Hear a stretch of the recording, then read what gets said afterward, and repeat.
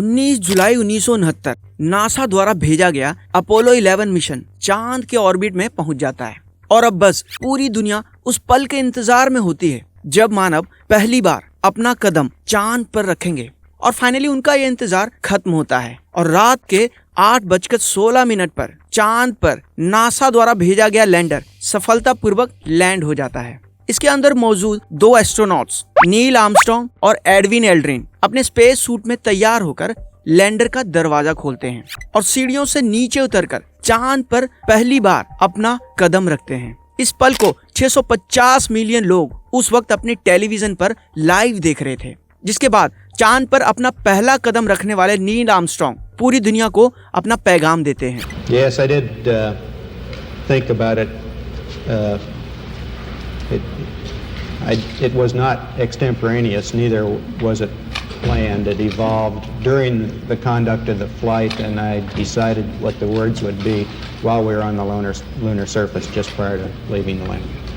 That's one small step for man, but one giant leap for mankind. यानी कि भले ही यह मानव के लिए एक छोटा सा कदम था, पर पूरी मानव जाति के लिए एक बहुत बड़ी छलांग थी। पर आज इस मिशन के 50 से ज्यादा साल होने के बावजूद भी कई ऐसे लोग हैं जो आज भी इसे एक स्क्रिप्टेड स्टोरी बताते हैं। उनके हिसाब से उस वक्त पर अमेरिका के पास इतनी टेक्नोलॉजी ही नहीं थी जिससे वो इतना बड़ा मिशन एग्जीक्यूट कर सके। और इस बात को सच साबित करने के लिए वो कई सारे दलीलें भी पेश करते हैं, जिसमें वो कहते हैं कि सारे वीडियोस धरती पर ही स्क्रिप्ट की गई थी और अमेरिका ने रूस से आगे निकलने के लिए ये पैंतरा आजमाया था। पर क्या सच में नासा की मून लैंडिंग की स्टोरी फेक थी? क्या सच में नासा और अमेरिका ने मिलकर पूरे विश्व को बेवकूफ बनाया?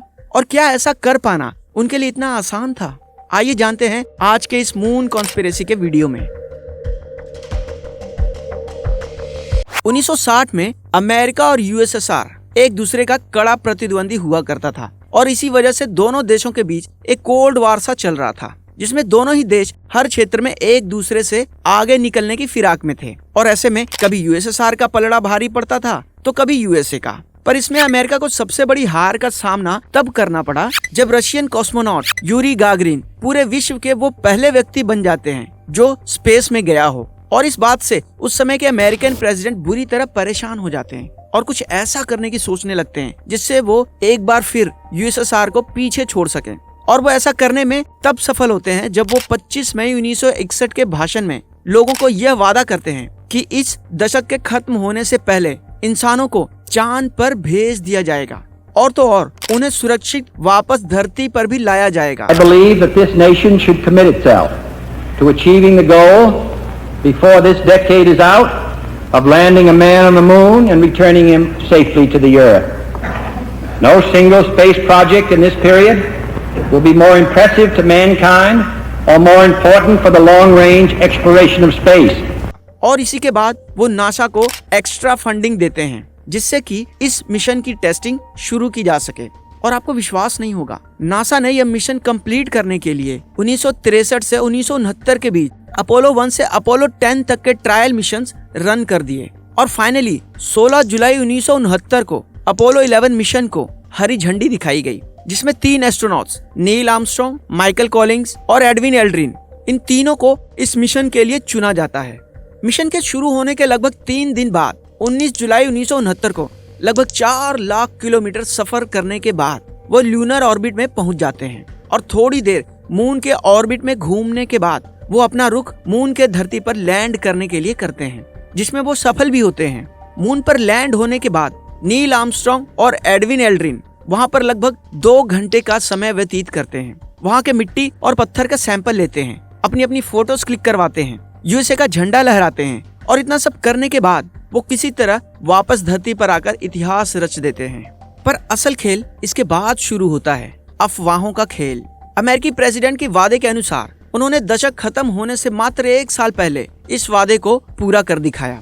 ऐसे में कई लोगों को इस बात पर शक हुआ कि कहीं ऐसा तो नहीं कि अमेरिका ने यूएसएसआर से कोल्ड वार में आगे रहने के लिए ये सारे नाटक रचे थे। इस अफवाह को फैलाने में एक आदमी का नाम सबसे पहले आता है, बिल केसिंग। वास्तव में यह व्यक्ति अमेरिकी अंतरिक्ष कार्यक्रम में अपना योगदान पहले ही दे चुका था।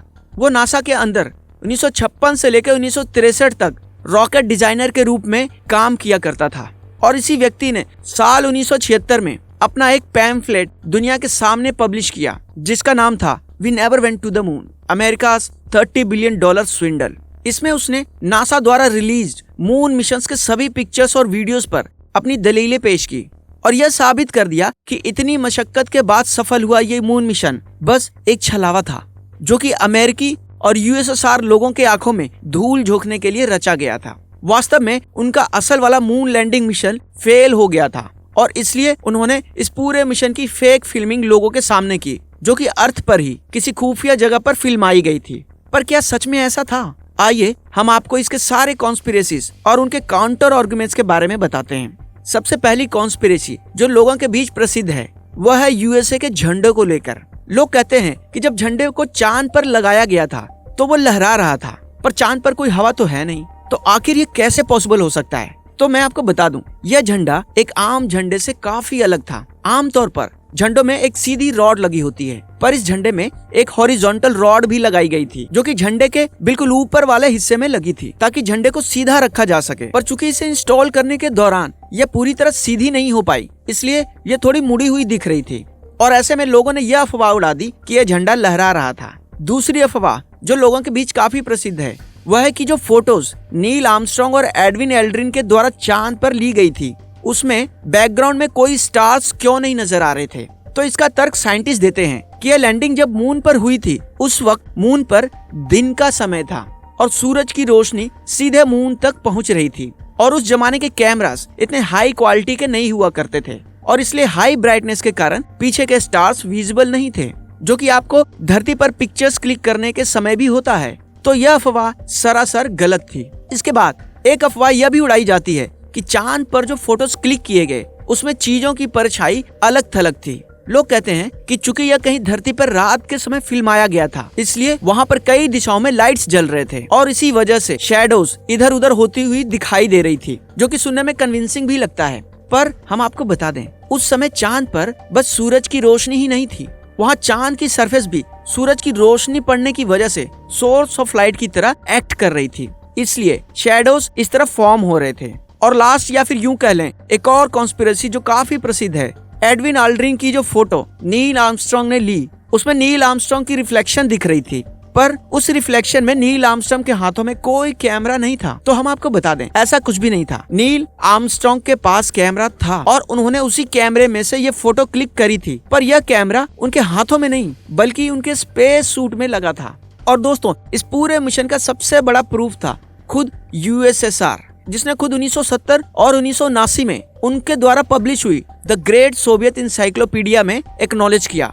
उन्होंने इस मून लैंडिंग का कई बार जिक्र किया है और तो और यूएसएसआर के कई आर्टिकल्स में भी इसे पूरे विश्व में लूनर एक्सपीडिशन के मामले में थर्ड हिस्टोरिकल इवेंट बताया गया है। तो दोस्तों नासा द्वारा की गई मून लैंडिंग मिशन सच में एक मिसाल थी उस समय पर जब पूरी दुनिया में टेक्नोलॉजी की भारी कमी थी। उस समय मिशन को अकम्प्लिश कर देना सच में कोई इम्पॉसिबल वर्क को पॉसिबल कर देना था और शायद इसलिए लोगों का इस मिशन पर विश्वास करना मुश्किल साबित हो रहा था। पर क्या आप भी इन अफवाहों में विश्वास रखते हैं और क्या आपको भी लगता है कि ये मून मिशन स्क्रिप्टेड था?